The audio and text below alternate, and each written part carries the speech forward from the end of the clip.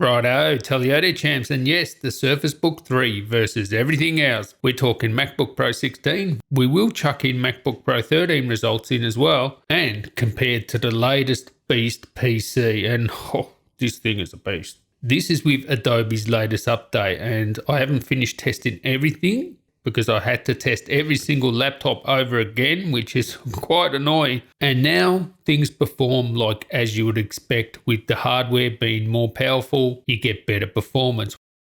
The specs of the Surface Book 3 here, it comes with an i7 1065G7 CPU. That is Intel's 10th generation quad-core 10nm Ice Lake CPU, and this one runs at about 25 watts. Also comes with a GTX 1660 Ti Max-Q design around 65 watts and 16 gigabytes of RAM. And actually 4,267, so it's actually better than the spec sheet. The MacBook Pro 16 comes with the 9th generation 8-core 9980HK, an 8GB Radeon Pro 5500M GPU, and 32 gigs of RAM. And then we have this absolute monster from Gigabyte, and I've got to tell you here, this just may be the gaming laptop of choice here. I mean, this Gigabyte Aorus 15G not only has Intel's 10th generation CPU, so this has an 8-core 10875H processor, 45 watts, but it also has an RTX 2070 Super, not Max-Q, full, 92 watts.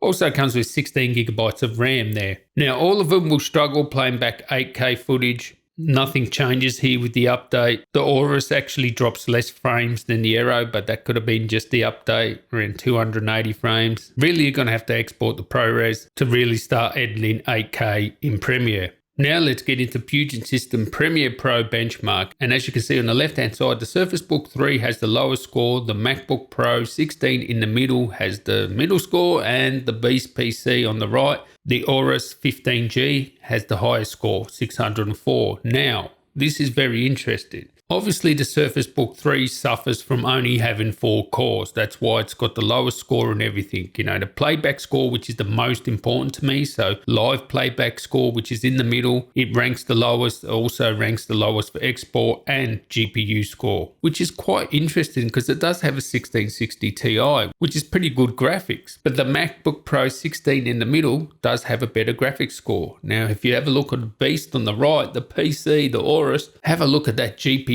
score and export score. Wow. Now that's all down to that GPU, especially when you've got GPU effects. So clearly now in Premiere Pro, you have a better GPU, you're going to get a better score. Now the Mac used to always be on top of these. And in some ways it is, because if you have a look at the live playback score, it does have the highest playback score, very close, virtually identical to the Aorus 15G. But that's the most important thing to me, all right? The playback score. So the 4 cores is definitely limiting you with the Surface Book 3. So just bear that in mind. It might have a better GPU, but you can't make up for a lack of cores, especially for playback. Now let's look at Lightroom. And as you can see here, we have the Surface Book 3 on the left and the G14 on the right with the Ryzen CPU. I haven't tested the Aorus on this yet, and you cannot test Lightroom on a Mac. But as you can see in Lightroom here, I would expect the Ryzen system to be better. It has a more powerful CPU and a more powerful GPU as well. So that's what you'd sort of expect here. So if you have a look at the Lightroom export, have a look, 75 NEFs, and those 10th generation CPUs are just amazing. It beats the G14. It must be using AVX. Must be something like that. AVX 512, if you don't know, is in the 10th generation Ice Lake CPUs, 10nm parts, you get AVX. So, the 512 variant of it. So it can keep up with 8-core CPUs just because of that. Now, we talked before about not being able to use 8K Red RAW with any of these laptops. So let's export that 8K clip to 8K ProRes 422. And I was actually quite amazed. Of course, the Aorus 15G up the top, 1 minute 15, epic. Down the bottom, the G14, that's in Premiere Pro, PP's Premiere Pro, FCP's Final Cut, and DR is DaVinci Resolve if there's a DaVinci Resolve result, and eGPU means eGPU. But those things are super fast. The G14, Aorus 15, 1 minute 15, 1 minute 8, super fast. But the Surface Book 3, 2 minutes and 6 seconds. Wow. That's quite amazing. Nearly as fast as the MacBook Pro 16 in Premiere Pro, but then you go to Final Cut and then, the MacBook Pro's as fast as the PC's there. So obviously the update, the GPU encoding using NVENC and stuff like that, it doesn't matter how many cores you got there because it's using GPU. And as you can see, the MacBook Pro 13, you need an eGPU to make good render times. Obviously, it gets out of hand once you start having no GPU in the MacBook Pro 13. Now let's export 6K HEVC to 4K HEVC. And again, look at that Aorus. What a beast. That GPU is like a killer GPU, 92 watts. Let me tell you now, think about it. I've been annoyed for so long that these PCs are getting out benchmarked by the MacBook Pro in Premiere Pro, the software I use. And it's really annoyed me because it shouldn't happen. And think about this, that Aorus has a 90 watt GPU. That's only like 6 watts less than the total MacBook Pro 16. That has 96 watts GPU and CPU, 50 watt GPU. Surface Book 3, 65 watt GPU. So you get the scores you would expect. The ones with the more powerful GPU, they're killing it here. Except for the MacBook Pro, which optimizations, HEVC, it loves that stuff. So really, it's not that much slower with the MacBook Pro versus the PCs. The Surface Book 3, its graphics is obviously not as powerful as the Aorus. So it's a little under double, but still a nice render time there. But again, it just emphasized now GPU matters for Premiere Pro, especially in PCs. I mean, a 1660 Ti versus a 2070, the difference wasn't that much before in Premiere Pro. Now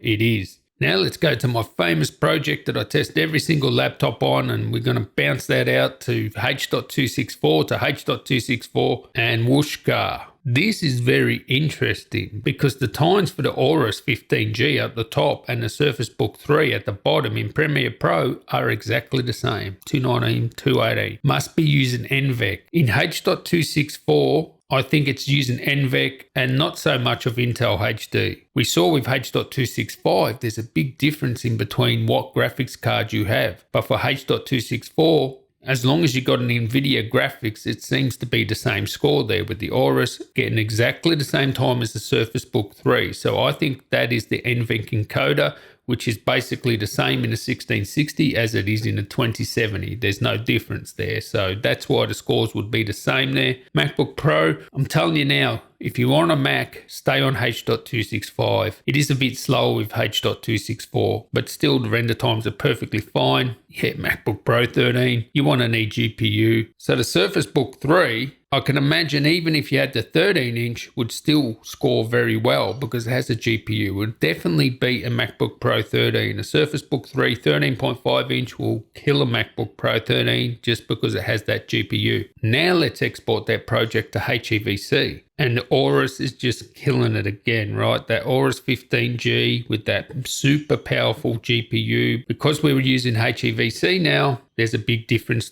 compared to that Surface Book 3 at the bottom. Now, interestingly now, the MacBook Pro 16 in Premiere Pro is faster than the MacBook Pro 16 in Final Cut Pro and quite a lot faster. So whatever updates they've done with Premiere, it's just killing it now. But clearly the PC with the more powerful graphics, you're going to get the best render times. But the Surface Book 3, really, is it that much slower than, say, the MacBook Pro 16? Not really. Just over 20 seconds slower. Like, who cares, right?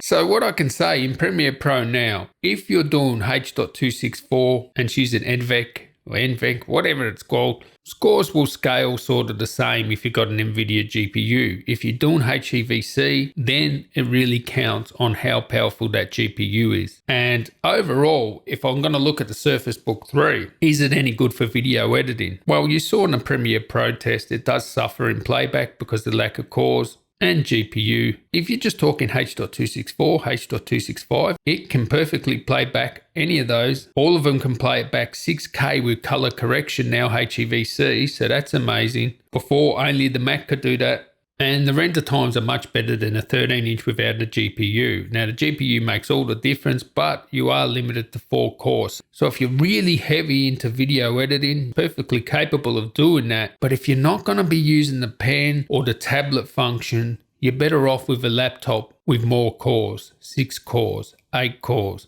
but I have no problems editing on that machine and it's quite good. So anyway, I hope you enjoyed this. I'm going to add more tests, compare the XPS 15, compare it to the latest Ryzen CPUs as well with the latest updates. We're going to do all that. Stay tuned. I'll catch you in the next one. Tally ho.